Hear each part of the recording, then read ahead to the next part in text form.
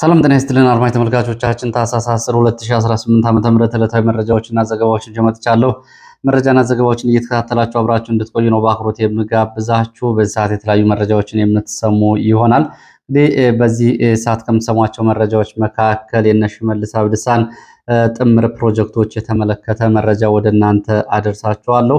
የዛሬ 400 ዓመት በገዳ ሉባ ጉባኤ ተወስኖ በኢትዮጵያ የደጋማው አካባቢዎች ላይ በአራት አቅጣጫዎች ወረራ ያደረጉትን የገዳዎችን ዘመን መልሶ ያመጣ አሁን የአምስቱ የገዳ ምክር ቤቶች ወይም ደግሞ ጨፌዎች ውሳኔና አዲስ ሞጋሳ አሰጣጡ ደግሞ በወታደራዊ የገዳ ኮማንዶ የታጀበ የሚሆንበትን የተመለከተ መረጃ ይዣለሁ። ይህንን በተመለከተ እንግዲህ የፌዴራል ስልጣንን መከላከያ፣ ፌዴራል ፖሊስ፣ ደህንነት እንዲሁም ደግሞ ዋና ዋና ቁልፍ የፌዴራል ስልጣን ከጠቅላይ ሚኒስትር እስከ አዲስ አበባ ከንቲባ የተቆጣጠሩት እነ ሽመልስ አብዲሳ አሁን ደግሞ ጥምር ፕሮጀክቶችን በመስራት አንዳንድ ክልሎችን ጨርሶ የመዋጥ እንቅስቃሴዎችን የተመለከተ መረጃ ይዣለሁ። እንድትከታተሉት በአክብሮት ጋብዛለሁ። ከዛ ባሻገር በተለያዩ አካባቢዎች ያሉ ዝርዝር የግንባር መረጃዎችን ይዣለሁ። እነሱንም የምትሰሟቸው ይሆናል።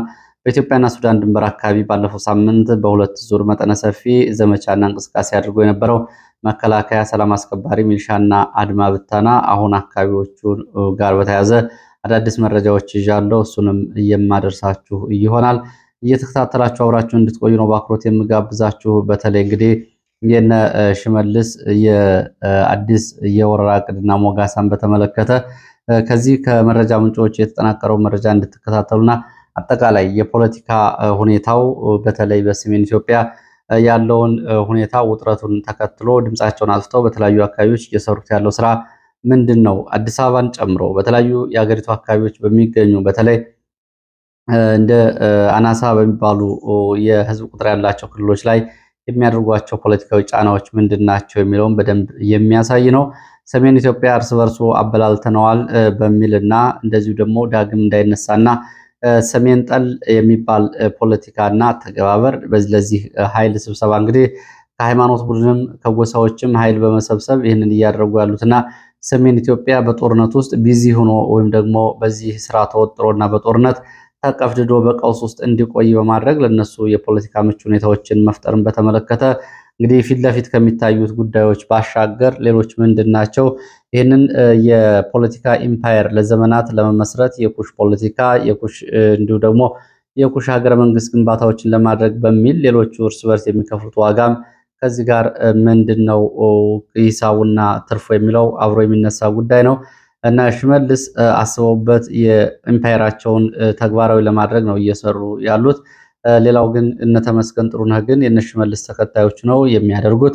እነ ጌታቸው ረዳ አዲስ ፋርስ የቡላ ሆነው ይህንን የሚያደርጉት እንዲሁም ደግሞ የሌሎቹ ክልሎችም የሚዛን ማስጠበቂያ ሆነው የሚያደርጉት በተለይ በዋናነት አማራን በማጥፋት የኩሽ ኢምፓየርን መሰርታለን ብለው ለሚንቀሳቀሱት በዚህ ውስጥ ከላይ እስከታች ያሉት አካላት ዛሬ እንግዲህ ይህንን በተመለከተ ያሉ መረጃዎች መከታተል ሊኖርባቸው ይችላል። አውቀው ወይም ደግሞ ኃላፊነት ወስደው የሚያደርጉት ከሆነ አንድ ነገር ነው።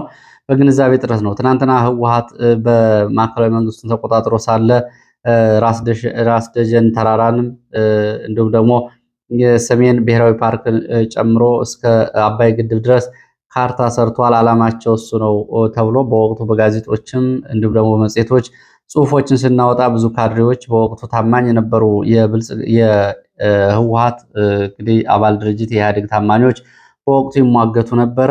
አሁን ከዛ በኋላ እናንተ ትክክል ናችሁ፣ ልክ ነው ማለት ጀምረዋል። አሁን ይህን እያሉ ነው የሚገኙት። ይሄ ምንም እንኳ የካድሬ ባህር ቢሆንም ግን እያንዳንዱ ከላይ እስከታች ባለ በዚህ በቴክኖሎጂ ዘመን እነ ሽመልስ አብዲሳ ምን እየሰሩ ነው፣ እኛን ምን እያሰሩን ነው፣ መጨረሻ ግባችንና ዓላማችን ወደየት ነው የሚለውን ደጋግሞ ለማሳየት ያስችላል። እነ ሽመልስ አብዲሳ በአንድ ሀገር ውስጥ እንደሚኖር ህዝብ ድርሻቸውን ወይም ደግሞ የሚገባቸውን ያክል ይዘው ከሌላው ጋር ተስማምተው የሌላውን አክብረው የራሳቸውን አስከብረው መቀጠል የማይፈልጉት ለምንድን ነው?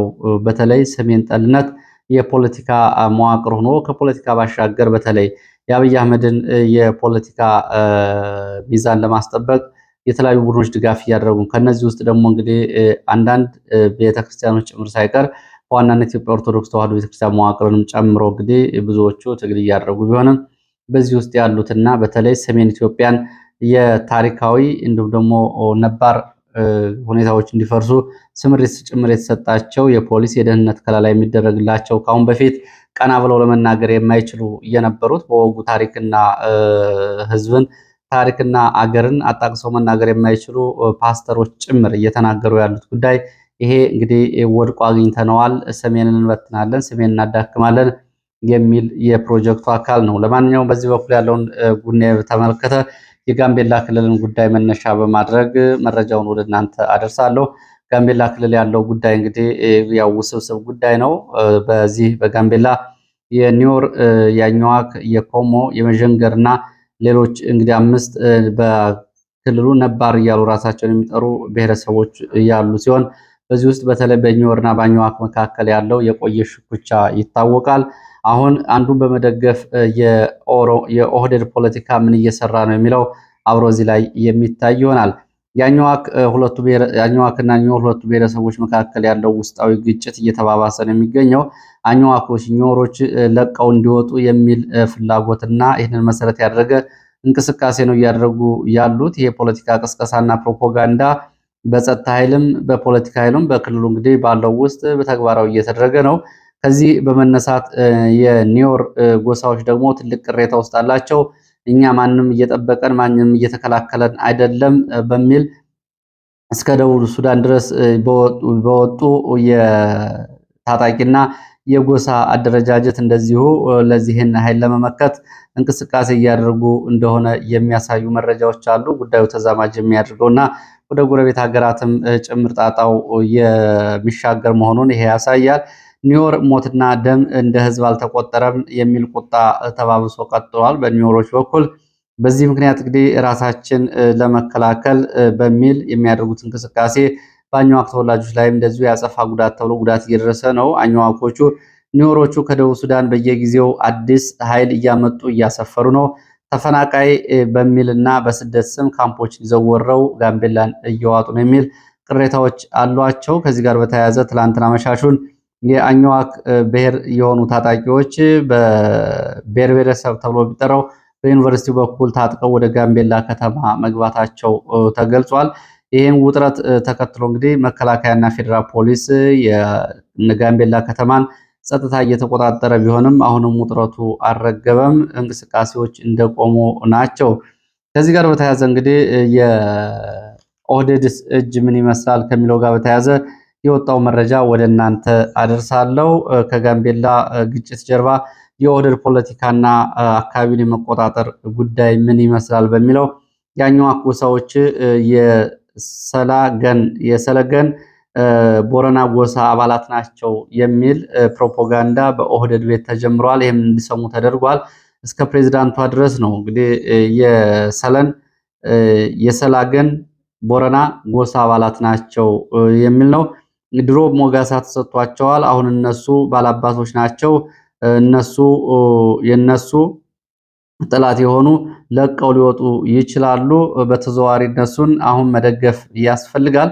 ከተወሰነ ጊዜ በኋላ እነሱንም እንደዚሁ ይወገዳሉ። እስከዚያው ግን ለነሱ አስፈላጊውን ድጋፍ እናደርጋለን የሚል ስምሪት ነው ከኦህዴድ በኩል ያለው። ከዚህ የፖለቲካ ጀርባ እንግዲህ ይሄ እጅ አለ። በገዳ ኮማንዶም በጉጂ የአባ ገዳዎች በኩልም ቀደም ብሎ የተጀመረ የሽምግልናና የጸጥታ ኃይል ድጋፍ ስምሪት እንዳለ መረጃዎቹ ይጠቁማሉ። እንግዲህ ፕሬዝዳንቷ ጭምር ይህንን ያውቃሉ። እናንተ የኦሮሞ የሰልገን ቦረና ጎሳ አባልነት ሞጋሳ ተሰጥቷቸዋል የሚል ነገር ለነሱ ጭምር እንደተነገራቸው ነው መረጃዎቹ የሚጠቁሙት። ከጋምቤላ ቀጥሎ ደግሞ በመቀጠል መተከልና በተለይ ቤንሻንጉልን መተከልና ማንዱራን እስከ አባይ ግድብ ድረስ እቅድ ተይዞለታል ይላሉ የመረጃ ምንጮቹ። ቀድሞ በነ ጃል ቃንቂ በኦነግ ሸኔ ታጣቂ መተከል ቀጠና እንዲያዝ ከተደረገ በኋላ ቀጥሎ ፖለቲካዊና ባህላዊ መዋቅር ይሰራለታል። እስከ ማንዱራ ድረስ ያዙ የሚል ስምሪት ነው ያለው። ማንዱራ ቃሉም ኦሮሞኛ ነው። የመጀመሪያ ማለት ትርጉም ያለው ስለሆነ የመጀመሪያችን እንይዛለን የሚል ስምሪት ነው ያለው። አምስቱ የገዳ ጨፌዎች የሚባሉት ጨፌ ቦረና፣ ጨፌ ሜጫቱ ለማ፣ ጨፌ አርሲ፣ ጨፌ ጉጂ፣ ጨፌ ኢቱ ሃምባና እነዚህ እየተሰባሰቡ እንደሆነና የሞጋሳ እውቅና ለመስጠት ስምሪት ስለመሰጠቱ የወጡ መረጃዎች ያሳያሉ። በመተከል ቀጠና ሞጋሳ የሚሰጠውና ዝግጅቱን እያጠናቀቀው ጨፌ ኢቱ ሃምባና የሚባለው እንደሆነ የመረጃ ምንጮቹ ገልጸዋል። እንግዲህ ወለጋ ያለውም ሌላው ብሔረሰብ ያው በግልጽ መናገር የፈለጉት እንዳለ ያስታውቃል።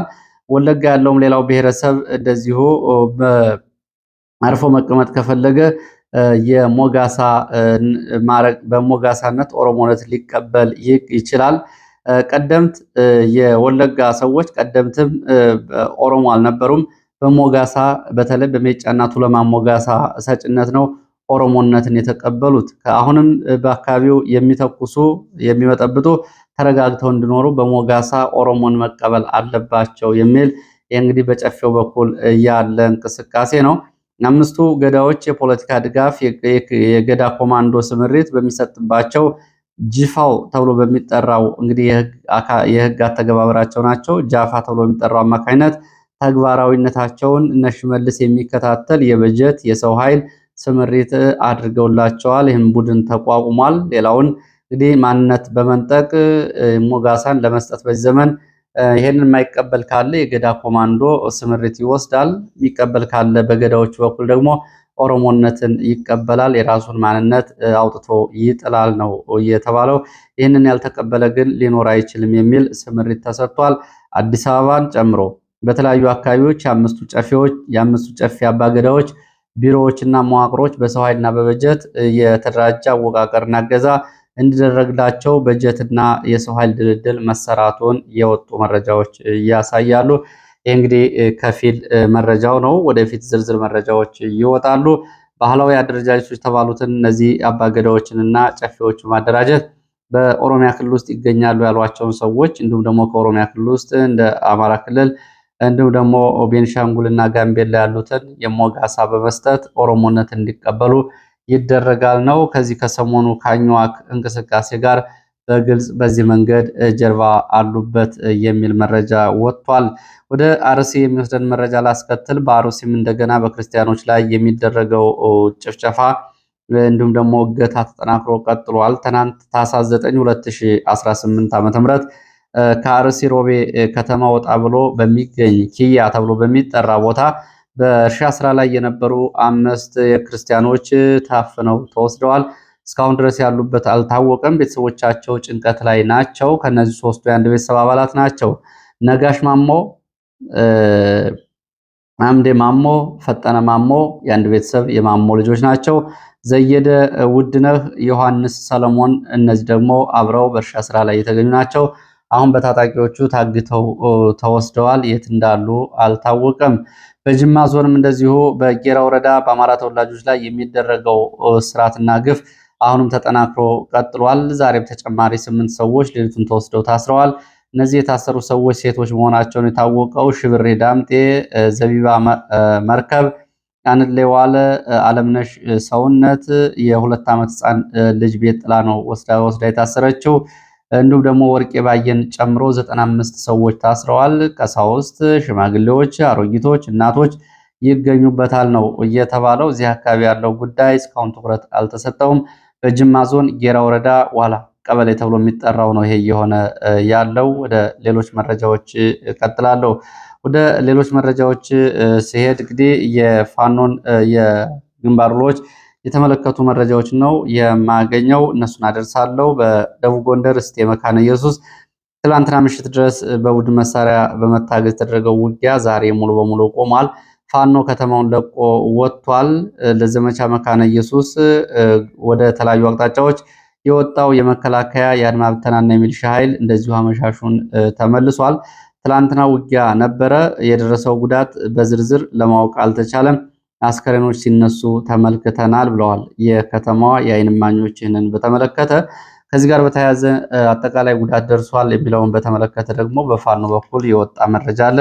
የዓይን እማኞች ከላይ እንደተገለጸው መለየት አልቻልንም፣ ጉዳቶች አሉ፣ የወደቁ አስከሬኖች ሲነሱ ተመልክተናል ነው እያሉት። በቁጥር አናውቅም ሲሉ ፋኖ መካነ ኢየሱስ የነበረውን ዘመቻ በተመለከተ የውባንተ አባተ ኮር ህዝብ ግንኙነት የሚከተለውን መረጃ አሰራጅቷል። በመረጃው እንግዲህ የታየው በተደረገው ውጊያ በተለይ በከተማው ውስጥ ከማቢ እስከ አቦ ከ0301 ደንጎለት ጨምሮ እስከ መሃል አደባባይ በነበረ ውጊያዎች በዋናነት ደግሞ በተለይ ደስኳ፣ ቅዳሜ ገበያ፣ አጭቃን፣ ደጎለት፣ ሾለክት፣ ማቢያቦ 03፣ 01 አደባባይ፣ አስተዳደር፣ ጥናፋና አካባቢዎቹ በተደረገው ውጊያ ከፍተኛ ሰብአዊ፣ ቁሳዊ ጉዳት ደርሷል ብሏል። በዚህም 37 የሚደርስ የመንግስት ኃይል ስለመደምሰሱ፣ 33 ቁስለኛ ስለመሆኑ፣ 8 ክላሽንኮቭ በፋኖ እጅ ስለመግባቱ፣ 1500 ተተኳሽም እንደዚሁ በፋኖ እጅ ስለመግባቱና 56 እስረኞችን እንዲያመልጡ ስለማድረጉና እነዚህ እስረኞች በወቅታዊ ጉዳይ በተለያየ ደረጃ ተጠርጥረው የተያዙ እና የፖለቲካ እስረኞች እንደነበሩ ገልጿል። ከዚህ ጋር በተያያዘ እንግዲህ የኮሩ ብርጌዶች እና ክፍለ ጦሮች በመቀናጀት መንገድ በመዝጋት የኬላና የደፈጣ ጥቃት በመፈጸም የፊት ለፊት ውጊያዎችን በማድረግ የከተማ ሰርጎ ገብ ጥቃቶችን በመፈጸም ሁሉም ስለመሳተፋቸው የተሰራጨው መረጃ ያሳያል። ከዚህ ጋር በተያያዘ እንግዲህ በፋኖ በኩልም እንደዚሁ አንድ የሞትና 3 የአካል ጉዳት መድረሱን የመረጃ ምንጮቹ ጠቁመዋል። ወደ ሌሎች መረጃዎች ቀጥላለሁ። ወደ ሌሎች መረጃዎች ሲቀጥል ስብሰባ ሰሞኑን የብልጽግና ስብሰባ በአማራ ክልል በኦሮሚያ ክልልና በተለያዩ አካባቢዎች ቀጥለዋል። በተለይ በአማራ ክልል በወረዳና በዞን የተደረጉ ያሉ ስብሰባዎችን በተመለከተ ለሃይማኖት አባቶች የብልጽግና ካድሬዎች አዲስ ትዕዛዝ ሰጥተዋል። እነዚህ እንግዲህ ስምምነቱን ደግሞ ኃላፊነቱን ለመውሰድ የተስማሙ ካህናት ስለመኖራቸው መረጃዎች ጠቁመዋል። እነዚህ የተሰጣቸው ትዕዛዝ እንግዲህ ምንድነው? እንደ ሃይማኖት አባትነታችሁ ፋኖን እየገዘታችሁ ትግል እንዲያቆምና ከትግል እንዲወጡና ለብልጽግና እጅ እንዲሰጡ ማድረግ አለባችሁ። እነሱ እሺ ካላሏችሁ ቤተሰቦቻቸው ልጆቻቸውን እንዲያስቆሙ፣ ልጆቻቸውን ከትግል ካላስኮበለሉና ከትግል ካላስወጡ ግዝት ወይም ደግሞ እንግዲህ ገዳ ሃይማኖታዊ ገዳ እንድጥሉባቸው ይህንን በማድረግ ይህንን ኃላፊነታችሁን ተወጡ በሚል ለካህናት በነበሩ ስብሰባዎች ላይ ስምሪት ተሰጥቷል። የሃይማኖት አባቶች በሚል ይህን ለሚያደርጉ የሃይማኖት አባቶች የእስልምናም የክርስትናም ጥቅማ ጥቅም ከብልጽግና በኩል እንደሚቀርብላቸው ነው የተሰማው። ይህንን በተመለከተ እንግዲህ የፋኖ ደጋፊ ናቸው በሚልና ይህን ሽምግልና የብልጽግና ትዕዛዝን ያልተቀበሉ ደግሞ የፋኖ ደጋፊ ናቸው በሚል ወከባ ውስጥ እየገቡና እንደሚገቡ የወጡ መረጃዎችና የተሰጠው አቅጣጫ ያሳያል። በዚህ ሰዓት ምዕመናን ምን እየሆኑ እንደሆነ፣ ቤተክርስቲያን ላይ ምን እየተፈጸመ እንደሆነ እየተመለከቱ በተለይ እንግዲህ የሃይማኖት አባቶች በክርስትናም በእስልምናም ያሉ በዚህ በኩል የሚያደርጉት ነገርና በካድሬ ስምሪት የሚንቀሳቀሱበት ጉዳይ ውሎ አድሮ ዋጋ ያስከፍላቸዋል። ከዚህ ድርጊታቸው ቢታቀቡ ጥሩ ነው። ካልሆነ እንግዲህ ለሚደርሰው አጠቃላይ ጉዳት ደግሞ ኃላፊነቱን ራሳቸው ይወስዳሉ የሚል እንደዚሁ ማስጠንቀቂያም ተሰጥቷል። ከመረጃው ጋር ይሄ የመጣው ከማዕከላዊ ጎንደር ደንቢያ አካባቢ ነው። ወደ መተማ ከመሄዳችን በፊት የፋኖ ሰራዊት ግንባታን የተመለከተ ሌላ መረጃ ወደ እናንተ ላድረስ። በሰሜን ወሎ ቀጠና ለወራት ስልጠና ሲወስዱ የነበሩ የፋኖ አባላት የምርቃት መርሃ ግብር መከናወኑን የወጡ መረጃዎች ያሳያሉ። ወደ ኢትዮጵያና ሱዳን ድንበር አካባቢዎች ወዳሉ መረጃዎች ስንሄድ እንግዲህ ሰሞኑን በቋራ ወደ 7 ቦታዎች፣ በመተማ 6 ቦታዎች በአጠቃላይ ኢትዮጵያና ሱዳን በሚያዋስኑ የመተማና የሱዳን እንዲሁም ደግሞ የቋራና የሱዳን ኮሪደሮች ከ13 በላይ በሚሆኑ ቦታዎች አዲስ ስምሪት ተደርጎ ከባድ ውጊያዎችን መደረጋቸው ሲገለጽ ነበር። ይህንን ተከትሎ ፋኖ ቦታዎችን መልሶ ተቆጣጥሯል። የመንግስት ኃይል ቦታዎችን ለቆ ወጥቷል። በመተማ ወረዳ መሸሃ፣ ታጉር፣ ላስታ፣ አቼሬ፣ አሻሚት፣ አጋሙሃ፣ ሞገሴ የሚባሉ ቦታዎችን የመንግስት ኃይል ለቋል። ፋኖ እንደገና ተቆጣጥሯል። እነዚህ ቦታዎች እንግዲህ ከሱዳን ጋር ባለው ትይዩ ቦታ ያላቸው ወታደራዊ ጠቀሜታ ላቅ ያለ እንደሆነ የሚገልጹት የመረጃ ምንጮች ከፊሉ የመንግስት ኃይል ወደ ምዕራብ ጎንደር ዞን ዋና ከተማ ገንዳውሃ፣ ከፊሉ ደግሞ ወደ ምዕራብ አርማጭሆ ወረዳ ዋና ከተማ አብርሃ ጅራ ሲወጣ፣ አሁንም ግን ቀሪው ኃይል ቁጥር 1 ተብሎ የሚጠራውን የሱዳን መውጫ በር ይዞ ይገኛል ብለዋል። በተመሳሳይ በአርማጭሆም እንደዚሁ ሙሴባምብ፣ ኩርቢ፣ ጠገድ ቀጠና፣ ሰጋሎ፣ እርጎየ፣ ጎንደር ደዮ ተብሎ የሚጠሩት አካባቢዎች ስምሪት ውስጥ የነበረ የመንግስት ኃይል ለቆ ወጥቷል እስከ አዲስ ዓለም። በአንጻሩ ደግሞ ፋኖ መልሶ ቦታውን ተቆጣጥሯል ነው ያሉት። የመንግስት ኃይል ቦታዎቹን ለቆ ወጥቶ ወደ ሁመራና አብርሃ ጅራ ከተሞች ሄዷል። ያለ ውጊያ ነው የመንግስት ኃይል አካባቢዎቹን ለቆ የወጣው። እዚሁ ሰሜን ጎንደር እና ማዕከላዊ ጎንደር አካባቢዎች የሚያቆየን መረጃ በውገራና ዳባት ቀጠና ከግዳጅና ስምሪት ቀጠና አምልጠው ሲወጡ የተያዙ ከ40 በላይ ወታደሮች ድጋሚ ወደ ግዳጅ ቀጠና እንዲገቡ በአንድ ሆቴል ውስጥ ተዘግተው ትዕዛዝ ተሰጥቷቸዋል። ዳባት ከተማ በአንድ ሆቴል ውስጥ የሚገኙት ከ40 በላይ ወታደሮች ከእናንተ ውስጥ ለማስተማሪያ በሚሆን እንደዚሁ እርምጃ እንወስዳለን፣ ሌሎቻችሁ ግን ድጋሚ ወደ ግዳጅ መግባት አለባችሁ በሚል እንደዚሁ ወደ ግዳጅ ካምፕ ተመልሰዋል። ወታደሮቹ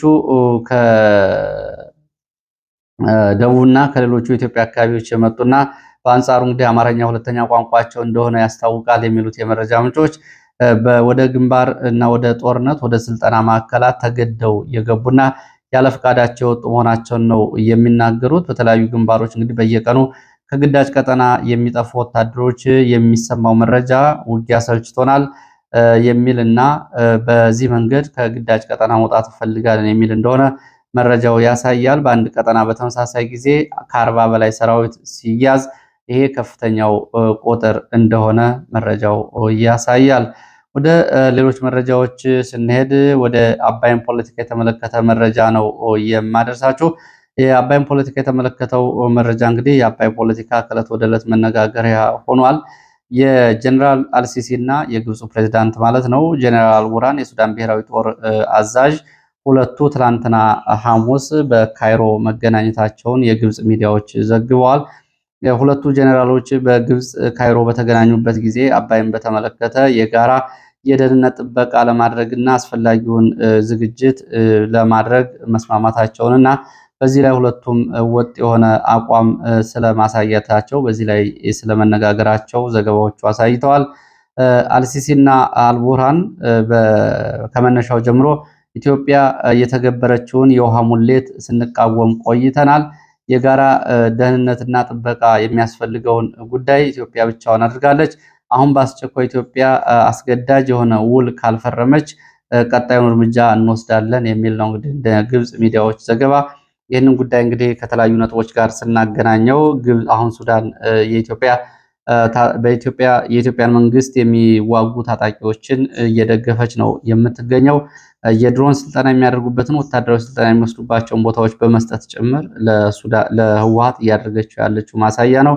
ለሌሎቹም እንደዚሁ በዚህ በመተከል ቀጠናና በአባይ ግድብ ቀጠና አዲስ ኃይል አሰማራለሁ የሚለው የሱዳን እቅድና የኢትዮጵያ መንግስት የጀነራል መሐመድ ደጋሎን ኃይል እየደገፈ ነው ከሚለው ጋር በተያያዘ ያለው አጠቃላይ ሁኔታ የኤርትራ ሁኔታ በሁለቱ ሀገራት አጠቃላይ ጉዳዮቹ ሲያያዙ አሁን ወደ እርምጃ እየገባ ነው የሚለው የሁለቱ ጀነራሎች ማስጠንቀቂያ እንዲሁም ደግሞ የጋራ ደህንነት ስጋትና ትግበራ ከዚህ ጋር የሚያገናኘው ምንድን ነው የሚለው እንግዲህ ወደፊት አብሮ እየታየ የሚሄድ ጉዳይ ነው።